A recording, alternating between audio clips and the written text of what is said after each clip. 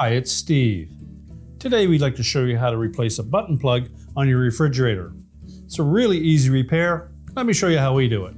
Now to do this repair, we'll simply need to open up the door that you're replacing the plug on, be it the freezer door or the fresh food door. If it's the fresh food door, you may note that that button plug is partially covered by the handle. So we'll need to remove the two screws that secure the top of the handle to the door.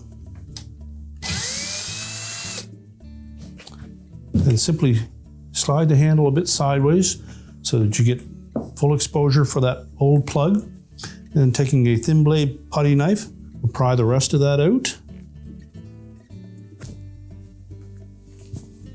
You can discard the old one. We simply need to press the new one fully in until it's flush. Then we simply need to reposition that handle. We'll reinstall the retaining screws.